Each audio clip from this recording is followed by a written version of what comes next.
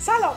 همونطور که قبلا توی یکی از ویدیوام گفتم از نرم افزار کپی و کرکی باید دوری کرد و ازشون استفاده نکرد. لینک ویدیو رو میذارم توی دسکریپشن، اگه ندیدید بعد این ویدیو برید ببینید.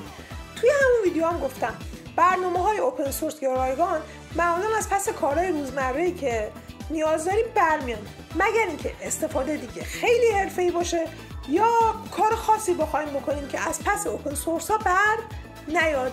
دیگه همه میدونن فتوشاپ چی و به چه دردی میخوره. برای همین توی این ویدیو میخوام در مورد اینکه چطور میشه فتوشاپ رو ارزون به شکل قانونی از خود ادوبی خریداری کرد توضیح بدم.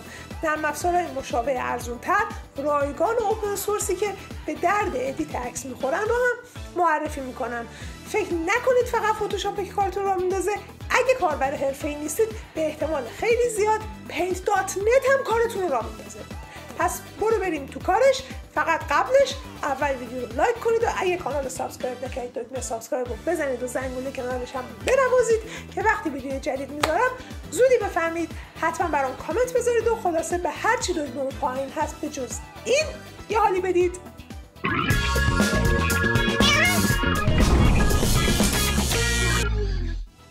بیاید اول با سه روشی که میشه فتوشاپ رو برای مفت تومن تهیه کرد شروع کنیم. خیلی هم مفت نیست. اونجا که بیشتر دانشگاه‌های دنیا برای رشته‌های مثل مدیا یا طراحی و سی جی حتما با محصولات ادوبی بخش از آموزشاشون رو به دانشجو جماعت میکنن، یعنی آموزش میدن. پس اگر دانشگاهی که درش درس میخونید توی هر جای کهکشان راه شیری به جز ایران و 4 تا کشور تحریمی دیگه نباشه، به احتمال خیلی زیاد میتونید به عنوان دانشجو از محصولات ادوبی استفاده کنید. البته بعضی مدرسه ها هم شامل این داستان میشن. من قیمت کشورهای دیگر رو نمیدونم، برای همین بر مبنای دلار آمریکا یا یورو همه چی رو میگم. یکی داره بهم زنگ میزنه. به عنوان دانشجو یا آموز شما میتونید اشتراک تمام محصولات ادوبی به جز سابستنسشون اینا رو برای ماهی $19.99 داشته باشید و اگه بخواید زگهواره تا خدایی نکرده گور دانش بجوید از سال دوم به بعد میشه $29.99. سابستنسشون اینا معمولا برای دانشجو برای یه مدتی مجانیه. به بعضیا یه ماه میده، به بعضیا یه سال، بستگی به اپلیکیشنی که پر میکنید و دانشگاه و رشته و تحصیلی و اینا داره. به من بدبخت یه ماه داد. راه اول همونطور که دیدید نیاز به تحصیل در بلاد خارجه داره، ولی راه دوم فرقی نمیکنه کجا باشید. همین که امکان پرداخت دلاری داشته باشید، مثلا کریدیت کارت یا پیپل داشته باشید، کارو جمع میکنه. ولی یکم حواس جمع میخواد. ادوبی هر سال موقع بلک فرایدی که میشه اندازه 50% آتیش میزنه به مالش. اگه شما توی بلک فرایدی سابسکرایبتون رو بگیرید برای یک سال تخفیف 50% دارید. یعنی پک کل اپای ادوبی به جز دوباره سابستنسشون اینا رو میگیرید دور و بر $30 ماهیانه. توی اروپا میشه تقریبا 36 یورو. حالا شما هر سال درست بعد تمدید ماه 12 اگه سابسکریپشنتون رو کنسل کنید دوباره سر بلک فرایدی بعدی میتونید با 50% تخفیف برای یه سال دیگه از سابسکریپشن استفاده کنید و حالش ببرید. فقط باید حواستون به تاریخا باشه. ولی اگه یادتون رفت نگران نباشید، ساپورت مهربونی دارن، برید باشون حرف بزنید، معمولا بهتون همون تخفیف رو دوباره میدن. در بعضی از موارد حتی اگه توی بلک فرایدی نباشید. راه سوم که از دوتاهای قبلی ارزونتر هم هست اینه که برید سابسکریپشن فوتوگرافی بگیرید. توی این سابسکریپشن به شما فتوشاپ به علاوه لایت روم با 20 گیگ فضای ذخیره‌سازی ابری میدن $10. توی اروپا چون 19% مالیات میاد روش 11.90 حدود 12 یورو. منتها اینجا دیگه دسترسی به کل اپای کریتیو کلاد ندارید. از ادوبی و محصولاتش که بگذریم میرسیم به رقبای فتوشاپ که البته انصافا هم عملکرد خوبی دارن. درسته که به خفنی فتوشاپ نیستن ولی در حد و اندازه خودشون خیلی خوبن. یکی از بهتریناشون و البته تنها گزینه خریدنی از فهرست رقبا از نظر من مجموعه اپای افینیتیه. به جرات میتونم بگم افینیتی ها از مشابهشون توی ادوبی هیچی کم ندارن. در کل شرکت سریف 3 تا دونه اپ افینیتی درست کرده. افینیتی دیزاینر که رقیب ایلاستریتوره، افینیتی فوتو که جایگزین فتوشاپه و افینیتی پابلیشر که یک آلترناتیو مطمئن برای این دیزاینه. اگه بخواید اینا رو جدا جدا بخرید هر کدوم 75 یورو قیمت دارن و الان که دارم این ویدیو رو ضبط میکنم 25% تخفیف خورده و با 55 یورو میتونید بخریدشون. ولی این دیگه ماهیانه نیست، یه بار میخرید و خلاص. افینیتی برای آیپد هم اپ داره که هر کدوم از اپ ها در حالت عادی 20 یورو و الان که تخفیف خورده 15 یورو قیمتشونه.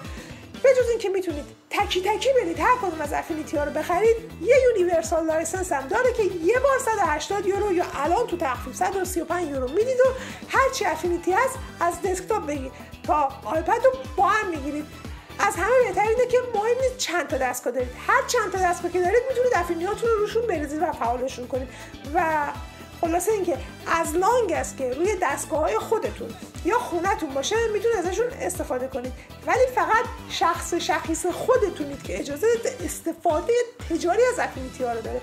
بقیه چیزایی که توی لیستمون داریم دیگه مجانی هن. بریم سراغ اولیش. اولین آلترناتیو نیمه مجانی که توی لیست ستایمون داریم اسمش هست فوتوپیا. فوتوپیا در حقیقت یک وب اپه و مستقیم توی مرورگرتون باز میشه. احتمالاً برای استفاده ازش فیلتر شکن لازم داشته باشید، چون قطعاً نرم افزار رایگان ادیت عکس باعث گسترش فساد و فقر و تهاجم فرهنگی و اقتصادی و نمیدونم اینا میشه.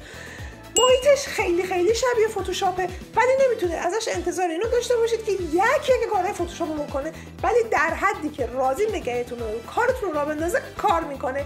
ثبت نام از این جینگولک بازی ها نداره و برازندشه که اصلا بهش بگیم فتوشاپ.